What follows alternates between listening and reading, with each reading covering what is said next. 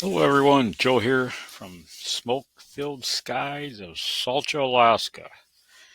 We have forest fires around us everywhere. There's over 120 forest fires burning in the state of Alaska right now, and going outside it just makes you cough.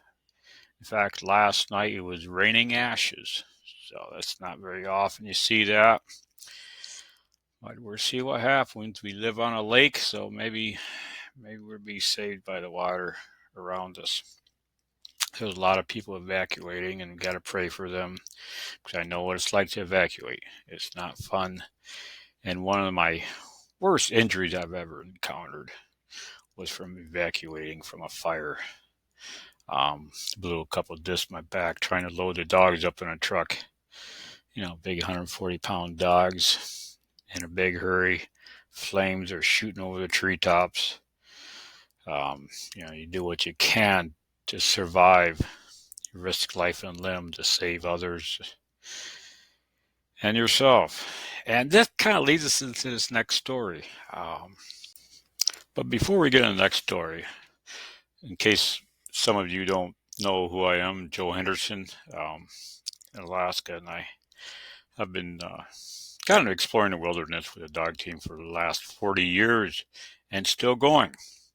I have a big expedition planned for this coming winter. Should be a 3 month long trip in the mountains, solo, and totally unsupported. And one thing about my stories here, I guess they call them a podcast nowadays. Well, basically, I'm just sitting back and telling you a story. They're uncensored. I'm not going back and deleting where I mess up or polishing it with Hollywood style programs. This is a real deal, and you're going to hear real stories. And hopefully, you understand how the old days were, and kind of like the old West back in the day in Alaska.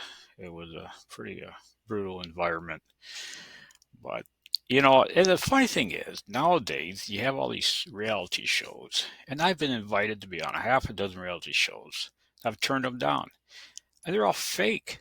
Unbelievably fake. They give me a script to go by. Are you kidding me?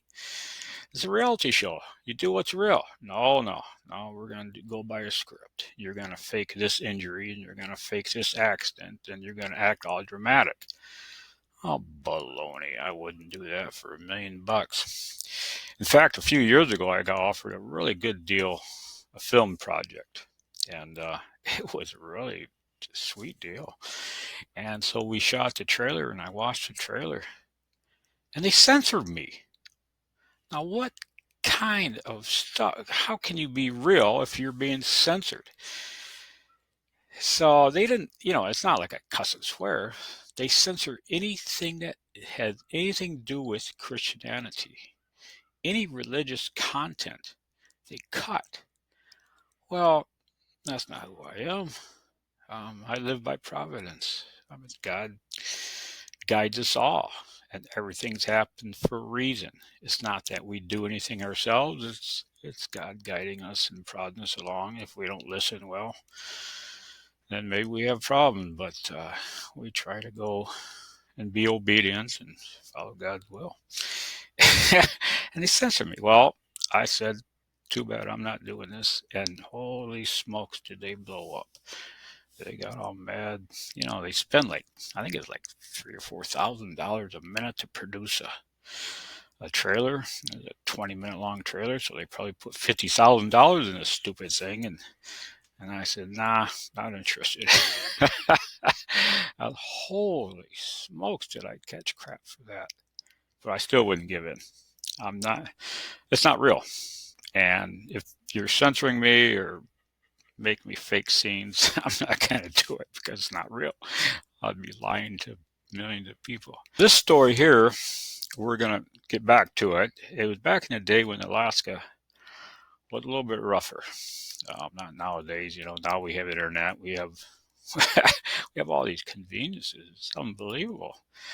But back in the day, we had to work for a living. And if you couldn't make a living, you basically starved. And that's the bottom line. So When I first arrived in Alaska, I took, well, at first I went into the mountains and lived for 7 months in the mountains and did some trapping. The trapping industry was really good back then, and you could make a living on trapping.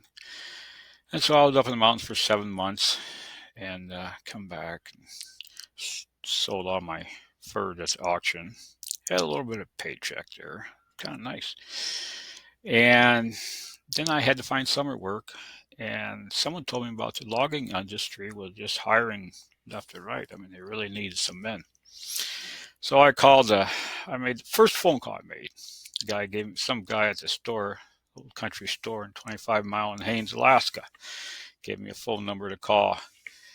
And he told me, here's the number to call if you want a logging job. Talk to Side Rod. His name is Mike. I didn't know what a side rod was, but I figured he was the boss. So I called and I said, Mike there. And Mike got on the phone and said, yeah. I said, hey, Mike, I'm looking for a job. He said, oh, just in time. We're looking for some choker dogs. Great.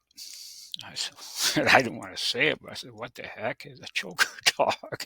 I never heard of that term before.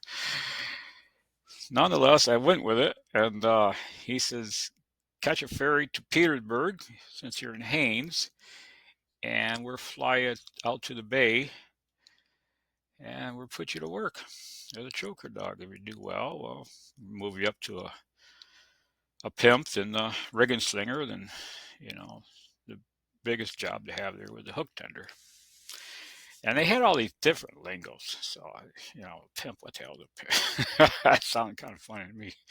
But that's what they called the guy who helped the hook tender, which Hook was the boss. And of course, the sight rod ran the entire show. So, anyhow, I jumped on the ferry, took a road ride to Petersburg.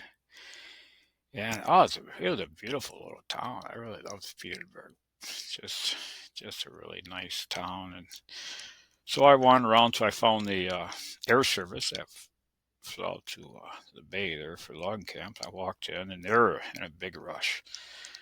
And I said, I need to go out to I forgot that logging company's name. My gosh. Anyhow, I went out to the bay. I said, I'm going out to the bay to do some logging.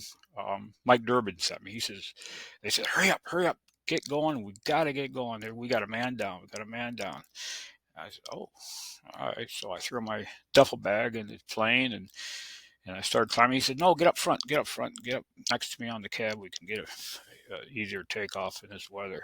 Need more weight in the front end of the plane, I guess. So, boy, the float plane, it had wheels, so we took off on the runway and wheeled floats, I guess they call them. And so we took off. Oh, it was a beautiful flight. Oh, turquoise blue water, houseboats in the water, whales breaking surface, birds, seagulls. It's just a beautiful country down there. Waterfalls. It's just amazing. And finally, we came to some structures and some clear cuts. And I knew this was the bay where I was going to start logging. And the pilot he just dropped that plane. I felt my heart come to my throat. I thought we were going to stall out, but he was in a hurry, risking life and limb to save another man. So we landed and on the water, and he gave it a good gun, revved up the engine, gives the momentum to coast into the dock. He cut the engine way before we got to the dock because I know the rules there. A lot of men get their heads chopped off in those darn propellers if they get too much of a hurry to get out to catch a plane. And so he made sure those propellers were stopped, and we kind of eased into the dock, and there was probably a dozen guys there, all dressed in rags. I didn't know that was a proper dress. When you're logging, you have to cut your sleeves off up to, past your wrist a little bit. And you have to cut your pant legs off up above your ankles. That way, nothing can slow you down. You don't get tangled in the brush. You got to keep moving, and speed in the log industry was what it was all about. You didn't see any big guys. All lean, mean working machines. I mean, I bet you the heaviest guy out there was 150 pounds. But I tell you what, if they went to the Olympics, they'd probably win every event there because it was log industry back then was for the athletes. I mean, you had to be a super athlete, especially back then when the competition was high. They called it highball logging. In other words, if you got under a certain log count, let's say if you got under 100, 250 logs a day, you were fired. So you had to keep moving, keep your production level up at least 250 logs a day, at least. Otherwise, you're down the road. And so the only guys that survive are these super athletes. Anyhow, we pulled in a dock, and there's a bunch of men there, and they're all standing around a stretcher. And we got closer, and Jim, the pilot, jumped out of the plane, threw a line onto the dock, and they pulled us the rest of the way in. And one of the guys jumped in the plane, started tossing everything out, taking the seats out, and my duffel just thrown on the dock. Just these guys were in a hurry, and I saw why. In the stretcher with a man just covered in blood, and his arm was just mangled, just mangled. Yeah, and he was weeping a little bit. And one of the men came up, oh, red-haired guy. He had a big red mustache. He said, "Don't worry about it, Mac." I'm gonna call him Mac. Can't remember the guy's name. He said, "Don't worry, you'll be all right." In fact, he said, "When you get back here, after the doctor fixes you up, you'll come back and kick my butt." Am I gonna live? He asked Mac. He asked the red-haired guy's name is Will. He said, "Am I gonna live?" He said, "Oh yeah, you live. You live. I've been through worse. Look at all the scars on my arms. I mean, I've been beat up worse than anyone around here. Yet I still come back." So that was my first experience with coming into a logging camp. Packing a guy out that was halfway dead, almost bled to death, while I was arriving. It was a real eye opener. The guy made it. Sure enough, he went back to, he went to the hospital. Of course, I never saw him again, but I heard he was fine. And it probably took a year or so to mend up. His arm was just totally mangled. I don't know what happened to it, but it didn't look pretty. So anyhow, so after the red-haired guy, his name is Will. After the plane took off and the injured guy was gone, Mac was gone. Will says, "Hey, you're my new choker dog, huh?" I says, "That's what Mike said." I have no idea what a choker dog is, but I guess I am. He said, "Okay, we're hoot owling tomorrow. We're starting at 4 a.m. He said, "Be ready." I said, "All right. I don't know all this lingo, but I guess I'm going to learn." He said, and Will said, "The crummy will be out front in front of the cook shack waiting for you, waiting for the crew." So the crummy is a school bus that hauled us to two of the places where we were dropped off to log. So this Will guy, I'll tell you what, he was only like 5'8", and he looked like Popeye. I mean, his biceps were were big, his sides were big, and later to find out he was a Golden Glove boxer, and he loved to fight. And that's the reason he didn't have too many teeth left. He told me one time, he says he went to fight a guy who was in a bar, and back then they fought different. They didn't fight to kill; they just fought until someone drew blood and they quit. So it was more of a game, kind of a boxing match. And he says he was in a bar and some big guy insulted him, and he felt he had no choice. He had to fight him. Couldn't back down. And he says he hit that guy, and he just shook his head like he got bit by a mosquito. And the guy swung back, and Will said, "Next thing you know, I was just out cold without any front teeth." Okay, we're continuing the story. I had to stop for a moment to find a photograph of what it looked like in the olden days of loggings, kind of give you an idea. You see in this photo here, a bunch of men standing on a log with a cable attached. I mean, this is how it was. Of course, this photo was probably taken in Washington. They have much more sophisticated gear down there, believe it or not. When we were logging in Alaska, it was pretty crude, pretty crude. But I pulled this picture up because it reminded me of an incident that happened, and we were all standing on a log just like this, a big, big log, but we didn't have any cables attached. And the crew size was usually fairly small. You know, we had 3 choker dogs, a rigging slinger, and a hook tender, and the hook tender's helpers sometimes would be another. They called them pimp, but not all hook tenders had helpers. When I was a hook tender, I never had a helper, but some of them did. You know, depends how old they were. If they were getting up in years, like 38, they needed some help to keep up the young boys, so they had a helper. So we were all standing on a log like this, and it was probably a little bit bigger than this one you see in the photo, but we didn't have a line attached like you see coming down, and the log started rolling. And I tell you what, we all hopped off that log, but I slipped on the bark.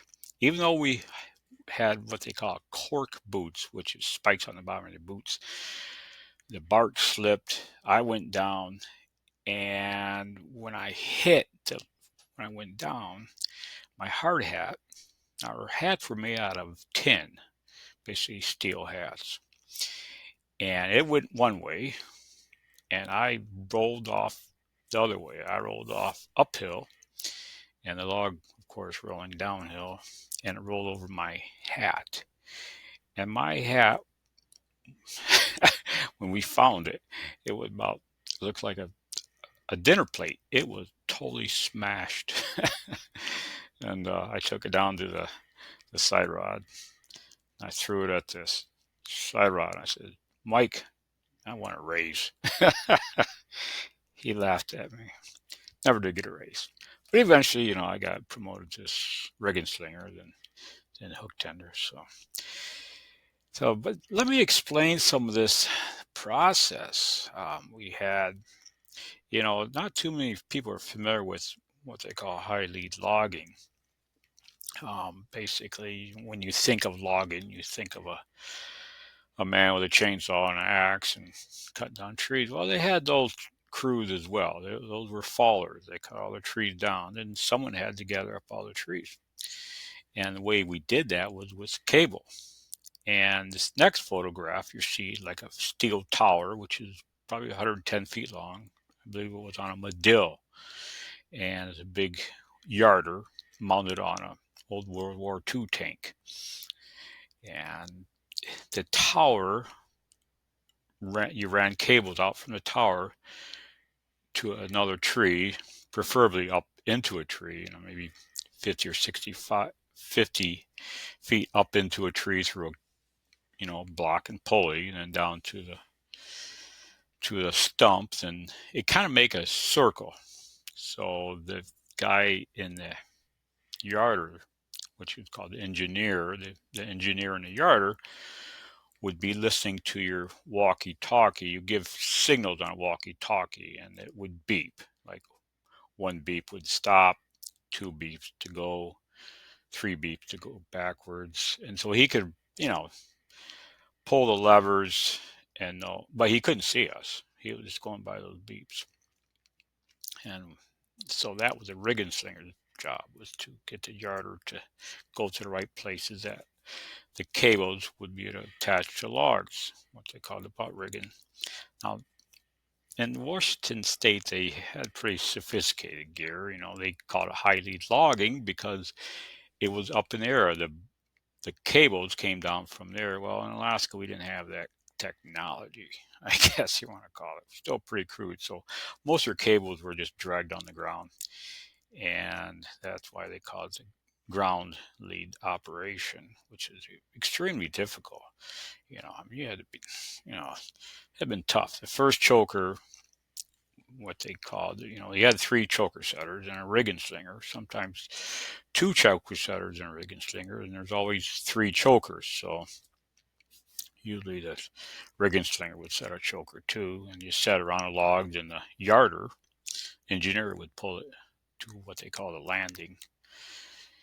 And the first choker was usually the bull choker, the 1-inch cable that you wrapped around the log, and the other 3 chokers were 7/8 cable, which were a little bit lighter. But you got to remember those chokers. A choker weighed about 90 pounds.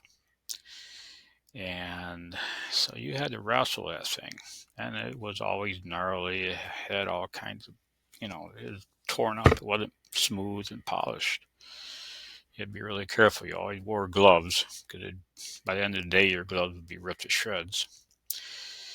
So this is a typical operation, and extremely dangerous. Extremely dangerous.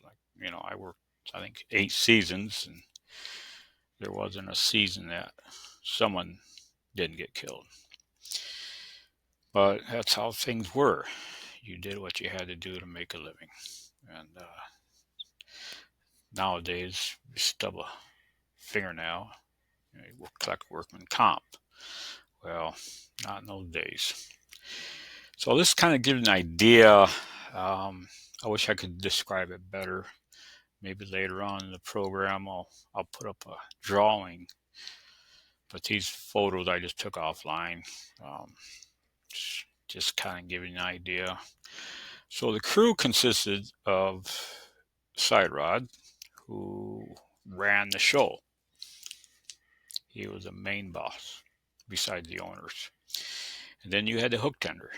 And hook tender was this boss in the woods, and he ran the cables through trees, and he had to be a good climber. Hook tender had to be able to climb a tree, cut the top off, and attach block and tackle, and run the cables through that. And he had to be fast. Couldn't be slow. They had an old saying there in all the logging camps, run or die. And they literally meant that. You couldn't keep up, they'd fire you. And if there's a good chance of getting killed if you weren't fast enough. I've seen several guys that were fired because Side Rod said, you're going to get yourself killed. You're just too slow. So we're going to let you go. It's for your own good. And that's how it was. And it was a very, very disciplined operation. You didn't wander off. You stuck with basically the command you were given. It was so dangerous that you didn't want to disobey the experienced ones. And most of the guys I've seen get killed were young guys, 18, 19 years old, first time out.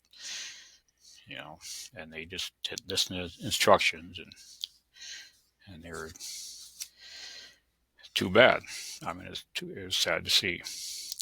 But then the next guy, that was a hook tender. Now he was a kind of like a woods boss. He ran the cables and made sure everything worked well.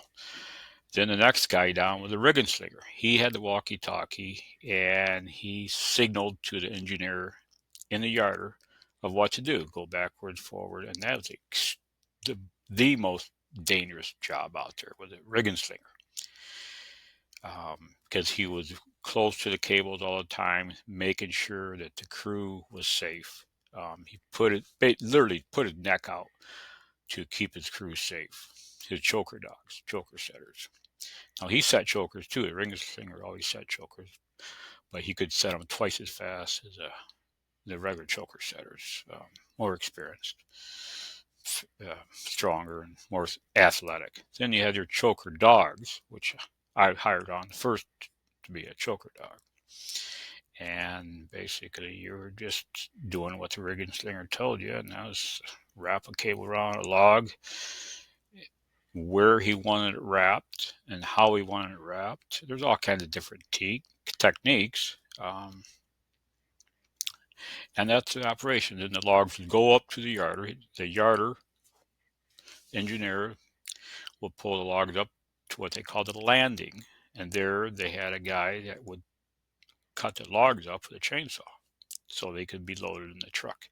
And he was called a chaser because he literally had to run back and forth. As soon as those logs came in, he had to run as fast as he could, unhook the logs as fast as he could, and get that cable back out there for us. And time was the essence. We only worked 9 hours, 10 hours, 9 hours a day usually, and we had to get those 250 logs a day. Otherwise, fire the whole crew. So it was all hustle. I remember the first time the first day, we got to the landing, the job site, and the hook tender, name was Harlan. He said, take this hay wire up to the top of that hill, about 800 feet, and I'm going to string it down. And then with this hay wire, we'll hook onto the bigger cable and run it through the block and tackle, and we'll start our show, he said. Well, I was looking around for hay wire. What the heck? The hay wire are these coils of cable that weigh between, I think, about 50 or 60 pounds a piece, or just coils. And you were required to carry two of them. So you put one on each shoulder and literally try to run up the hill. Tell you what, luckily I was out in the mountains snowshoeing for 7 months because I was already in shape. A guy that wasn't in shape, didn't do his, jogging before he hired on to the logging camp, would have a tough time. He probably wouldn't make it the first day. I remember, I worked 8 seasons. I remember before going to logging camp every year, I'd tell you what, I'd get out there and run every morning, do weights, everything else, because I knew as soon as I got in that logging camp, that's what I would be doing all day. You had to have a good set of lungs and a good heart. So that was the operation. So the first day, we ramped hill, set the hay wire up, the cables, and then the hook tenders set everything up. And then, like I said, I didn't know what I was doing. Fumbling around. Everybody knew I was what they call a greenhorn when it came to logging. So they showed me how to set the chokers around the logs, and I tell you what, it was that first day was a tough day. I'd never seen anything like it. But after a while, I got the swing of things, and I kind of, for some reason, I took right to it. But right now, I need to feed the dogs, and so time is going by. Smoke is filled in the air. Forest fires are blazing. So I'm going to continue on another series. I hope you enjoyed this one, and I'll continue this story. Maybe in a few days. We'll get you set up with some more pictures. I want to find some more pictures so you can understand more of what I'm talking about. Until that time, just stay tuned. I'll just post it, and God bless. Thanks for stopping by.